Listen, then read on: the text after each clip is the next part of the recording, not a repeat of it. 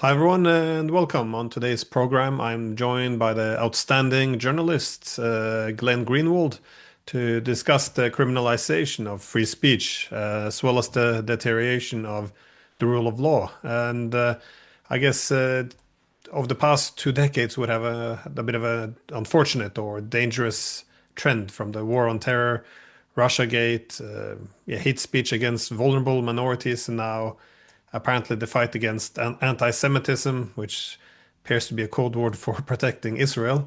Uh, what do you see being the main challenge or threat towards free speech? As a journalist, where does all of this come from? And do you see it actually getting worse, or is it just taking different forms? I think it comes from human nature, actually. And when I remember the first time when I got to college and I sort of became fixated on philosophy and focused a lot on the thinkers of the Enlightenment, Voltaire and John Locke and Rousseau and et cetera, which then in turn shaped and defined the American founders and the way they thought about how a government should be constructed, basically out of nothing, this kind of amazing experiment. That is when I really began to understand that the reason for the need for a lot of these constraints on what government can do, on what majorities can do, that even if majorities want to punish a certain religion, you have a guarantee of freedom of religion. Even if they want to put people in prison with no trial, you have the right of due process. And then, of course, even if 90% of the people want to ban a certain idea, you have free speech. And this isn't because there's one group over here or one ideology over here which is particularly threatening and needs safeguards. It's because the nature of being human is you want to exert control. You want to be able to force other people to think the way you think, to be punished if they deviate from your most closely held beliefs. And this has always been, for me at least, one of the defining ethos of being American. I'm a very vocal critic of a lot of US foreign policy, of a lot of US policy, of a lot of the realities of the United States. But one thing I've always believed in and continue to believe in is these sort of founding principles, like that I said, come from Europe in the 18th and 19th centuries. And so I think what's going on is kind of an abandonment of those ideas. And the more one side begins to abandon them and creates theories and frameworks for why they're not necessary, why they can be dispensed with, then when the other side gets into power, which is always how it works in the United States, they start taking those same frameworks and that kind of same cultural belief and redirect and often expand the abandonment of those ideals. And we're seeing the accumulation of that now, where essentially it's becoming rapidly criminalized. I think it already is in Europe. Europe's, as usual, way ahead with these sort of things, but rapidly criminalized to criticize Israel publicly. Yeah, well, these ideas might have come from Europe, but the United States was largely founded on these ideas. That's why we often look Mm-hmm. towards the United States because if it fails there, there's not much hope for us over here. I think with we don't have the same traditions for it. But again, the idea is often to protect against external threats. But this is also I guess well, one is always asked to take one of two sides. Either you just do as you're told, or you accept some censorship by, I guess, smearing anyone for taking the opponent's side. In other words, when we criticize Israel, for example, it's usually, well, then it's equivalent to taking the side of Hamas, which means you're backing terrorism now. I guess this the direction of the logic, but is this becoming put into law in the United States? Is it actually, becoming illegal to criticize Israel, or is it just shamed, smeared, canceled, censored, these kind of things? No, it's really quite official. There's unbeknownst to a lot of people, because oftentimes because it was done at the state level, and oftentimes we don't pay as much attention to what state governments are doing, especially if it's not our own. About 2 dozen, maybe more, American states over the past decade have implemented laws which say that if you want to have a contract with the state, and there are a lot of people who have contracts with the state, if you're like a small, construction firm and a local building, government building needs reform or needs building, and you have a bidding process, you sign a contract with the government, they pay you to build. or a lot of, say, specialists in education, people who work with children with speech deficiencies. They don't work as employees of the school district because they work with many school districts, so they're on a contract basis. Very common way that the state does business with a lot of its citizens, a lot of small businesses. At least 2 dozen states, more now, have adopted laws that say, if you want a contract with our state, as part of the contract signing process, you have to sign a document pledging that you do not support and will not participate in a boycott of the state of Israel. You're absolutely free to boycott every other country on the planet, literally every other country on the planet. You're also even allowed to boycott other American states, which we've seen happen in the United States. There have been major boycotts of certain states like Indiana and North Carolina because of the so-called bathroom bill that they adopted, forcing people to use the bathroom that corresponds with their biological sex. The state of Georgia adopted voting rights laws that people found restrictive. So you're free to even boycott your own fellow citizens, your own fellow states in your own country or any other country. You just can't boycott this one single country, Israel. And some courts have ruled that unconstitutional. Most have, but not all. And this has been way before October 7th. Since October 7th, we've seen this immense escalation. And one of the ways that it's being done is that, for a long time on college campuses, it was a violation of the student code or the faculty code to behave in a bigoted way. So if you excluded Black students or Latino students or Muslim students or Jewish students or whoever, that was considered a violation of the student code, and even racist speech could be. And that was always true, applied to all minority groups, including Jewish students. What Israel started to do about a decade ago, and the EU has now adopted this as part of their criminal law, is they have adopted a much more radically expanded definition of what anti-Semitism means, so that it no longer means that you discriminate against Jewish people or you make very derogatory comments about Jewish people as a whole. And really, this definition includes a huge range of common criticisms about Israel that you can no longer express without being guilty of anti-Semitism. And a lot of this is now embedded in the criminal law in the EU. And one of the things the Trump administration is doing is imposing this definition not only within government agencies, so that if you're the Department of Education looks for anti-Semitism on college campuses, now if you express certain criticism of Israel, you could be guilty of that. But they're also requiring our top universities, Harvard, Yale, and Princeton, and Penn, and Columbia, et cetera, to also adopt those speech codes, these hate speech codes on college campuses, all as a means of protecting Israel. We're, of course, seeing people who are in the United States illegally on green cards and student visas, having them revoked for no reason other than the fact that they've criticized Israel, not even having to participate in protests, not even having to engage in behavior people consider inappropriate. Just criticizing Israel is sufficient to get you your visas withdrawn, you get you deported, get you arrested, and then get you deported. So we're seeing this multi-pronged attack, not culturally or through cancellation, but through the force of law, trying to outlaw and punish people for expressing various criticisms of Israel. So this is kind of radical to make a criticism of Israel equivalent to I guess this anti-Semitism, because, well, if you criticize genocide now, then you are an anti-Semite. But why? What is how is this possible to be put into law? Or what is the principle? Because again, nobody likes anti-Semitism, but why not? Should the same laws be applied to the blacks or Muslims or I guess any other minority? How I guess, is there a guiding principle or can you just extend it across the board? How does this work? There's no guiding principle.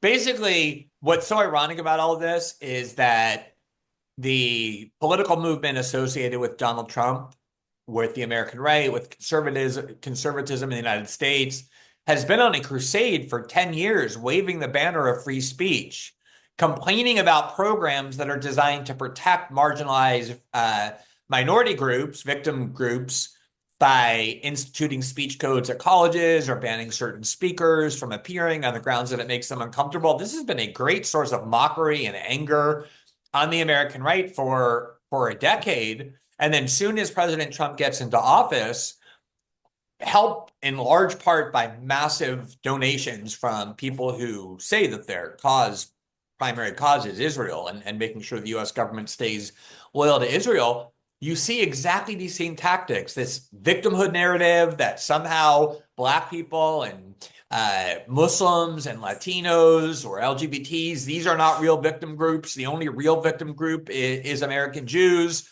That the only kind of hate speech that's taking place at college campuses are ones against American Jews, namely criticism of Israel. And there's a lot of nuance being overlooked, including the fact that many American Jews were the ones leading the protests against the Israeli war in Gaza. But this is, I think what's really going on here is, if you want to just drill down a little bit more deeply, is that Israel recognized a decade ago, if not more, that there had been a change of opinion among younger people inside the United States when it comes to Israel. And not just younger people in general, but younger Jews in particular, Jewish liberals, people who are more on the left liberal side of the political spectrum, who are starting to really abandon this idea that we have to have lockstep support in the United States for Israel, that we have to pay for their military, we have to arm their wars, all of the things the United States has been doing. And they identified the college campus, as academia, as one of the main sources that had been, in their minds, contaminating people inside the United States to start to become more sympathetic to the Palestinian cause and more aware of the crimes committed by Israel. But also, one of the most significant aspects of this is that this ban on TikTok that the US government under the Biden administration implemented, this had been around for a long time, since the first Trump administration. And the idea was, it's to protect ourselves against the dangers of China. And it never got enough votes. It never got anywhere near enough votes to do something as radical as banning TikTok, the most popular app for young Americans, one of the most popular apps for Americans in general. And it was only after October 7th when particularly Democrats who weren't willing to sign on to it became convinced that one of the reasons so many young people were turning against Israel because there was too much pro-Palestinian speech on TikTok. Did they decide, oh, you know what? Actually, we need to ban TikTok as well. So there's just been a couple of polls in the last few months showing that support for Israel inside the United States is at an all-time low, that every demographic group is abandoning their support for Israel, other than sort of older Republicans, kind of Fox News watching Republicans. But even younger Republicans are really questioning more than ever before. Wait a minute, why are we so tight at the hip to Israel? Why do we pay for their wars? And I think this is more kind of an act of desperation. Israel depends on the United States for bullying that region, for winning wars against its neighbors, for doing whatever it wants. And they view support inside the United States for Israel as existential for very good reasons. So when they start to see a deterioration of support, not just Israelis, but their legion of very powerful supporters inside the United States start to become desperate. And that is the last resort when you're losing public opinion and losing a public debate, and you don't find a way that you can get out of that, which is to say we just need to start banning the side that we want to make sure loses, just criminalizing it, attaching punishments to it, social stigma, loss of jobs, maybe even prison. And that's exactly what they're now in the process of doing. Yeah, imprisonment is kind of extreme, but you covered the deportations as well, but the deportations had been of people on foreign visa, and they criticize Israel. They have their visas revoked and they're deported. But you did a case or a story on the possible deportation of Americans as well. Maybe not linked to the hate speech, but how is this actually playing out, or what is the actual story there? Well, it shows what the Trump administration is thinking. A lot of this came out of the fact that the Trump administration did get elected on a promise to deport people in the United States illegally, of a sentiment growing all throughout the democratic world where there's a lot of migrants, including in Western Europe. Obviously, that's driving a lot of the kind of populist parties in Europe. And polls show that people do, in fact, want people in the United States deported, who are in the United States illegally deported. That, I think, is something that President Trump has won a Democratic mandate to do. But you can still only do that within the constraints of the Constitution, the law, our legal system. That's what those systems are for, is to place limits on what the government can do, even if they're elected to do something. And what the Trump administration has begun doing is not deporting people in the traditional sense of deportation, meaning you find somebody in your country illegally and you just send them back to your country of origin. Instead, they're now paying the government of El Salvador, a country that most of the people who have been sent there have nothing to do with. They're not El Salvadorian. They weren't born in El Salvador. They never visited El Salvador. A lot of them are Venezuelans or other nationalities. And they're being picked up off the street and being sent to, and it's not just an ordinary prison. It's one of the most human rights abusing prisons on the planet, where they're just being sent there with no opportunity to contest the evidence against them. The government doesn't have to show any evidence. The allegation is, oh, these are gang members. That's why we don't send them back to their country. We send them to prison. But there's no process where the government presents any evidence, or where the people who are accused have an opportunity to say, no, I was wrongfully accused, as happened with Guantanamo during the war on terror, when we were told, oh, don't worry, they don't need trials. We vetted these people. These are the worst of the worst. And it turned out, once they finally did get the Supreme Court to say, no, they're allowed to have a court hearing to challenge their incarceration, many of them were able to prove their innocence. It was mistaken identity or bad intelligence or people just vindictively reporting them or doing so for money. And that's why there's no longer 1,000 people in Guantanamo. There's about 30 people left. So what was particularly alarming, besides this program of sending people to life in prison with no trial and no due process, is that President Trump has now repeatedly said that he would like to do the same, not just to foreign nationals, but to American citizens who are convicted of crimes, that we don't want to imprison them in our own prisons where they have access to lawyers and courts and rights and visitations. We want to send them to this small authoritarian country in Central America where they would be imprisoned there. And, Trump's saying, like, obviously we have to figure out whether or not this is something we can do legally. But I do think what you're going to see as the next steps, because we're already, with the deportations over Israel, it's not just people in the United States who are here on student visas. It's also people who have green cards, which is basically a card of permanent residence. It often happens if you marry an American citizen, you have a baby that's an American citizen, as was true for Mahmoud Khalil. It's not just a visa. You're basically on the path to citizenship with permanent residence. I think what they're going to start to do next, and they've already been talking about this, is stripping people of their citizenship.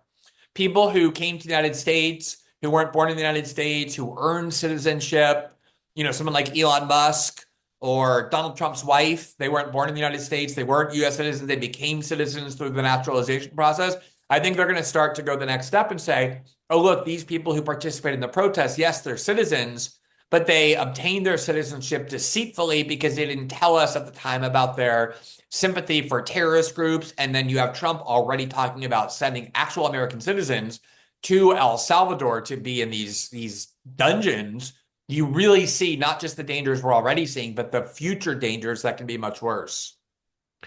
What is the role of the social media platforms? You did mention TikTok, but that's in the framework of it being, in the context of it being Chinese. But the American platforms, they used to be quite central to censorship, at least under the Biden administration. We learned, for example, that if I'm not mistaken, Ukrainian intelligence agencies gave names of people criticizing them or criticizing Ukraine to the FBI, and the FBI put pressure on Facebook, something Mark Zuckerberg confirmed. Have some of the censorship in the in this tech giants been reined back a bit? I know Mark Zuckerberg tried to reinvent himself, but to what extent is this a problem? Or is it reduced at least, or is it getting worse? Well, the problem is that big tech companies will always want to please whatever government is in power. One of the amazing things about Facebook, when you mentioned Ukraine, and of course, this was under the Biden administration, when the Biden administration was fully on board supporting Ukraine, was that Facebook had long had a policy that said you cannot promote or support or glorify official hate groups. and they had a list of the official hate groups, and one of them was the Azov Battalion in Ukraine. The minute the United States began supporting Ukraine, Azov was removed from that list of hate groups because, of course, the U.S. government wanted people to be able to cheer Azov. The New York Times ran, heroic profiles about actual, SS or Nazi sympathizers within Azov. And you see how the censorship of Facebook matches the government. Same thing with COVID. When the Biden administration said, we know for sure this is zoonotic, that it comes from animals, it didn't come from a lab, Facebook banned anybody from questioning that. It was only once the Biden administration said, you know what, actually, we're not sure, we have to investigate this, only then did they do that. So I don't think you're going to see any further censorship from Facebook or Google, especially since they're currently being sued by the US government that's trying to break them up on monopoly grounds. The kind of censorship against conservatives. But it has always been the case that Facebook has censored on behalf of the Israeli government. If the Israeli government accuses you of promoting terrorism or supporting Hamas, Facebook has always been willing to pull those pages down. And I haven't seen any evidence at all that Facebook has been slowing down, let alone stopping with that practice. I guess Twitter being taken over was supposed to be a free speech moment as well, but there are some exceptions. I think I'm not sure if it has been removed, but Musk, I think he had a policy that yeah, writing from the river to the sea, Palestine will be free was support for genocide, if I'm not mistaken, and yeah, you can be kicked off Twitter. But anyways, yeah, Glenn Greenwald, it's always a great pleasure to speak with you. So thank you for your time. Yeah, I really admire your work, and I'm always happy to come on. Thanks for asking. Thank you.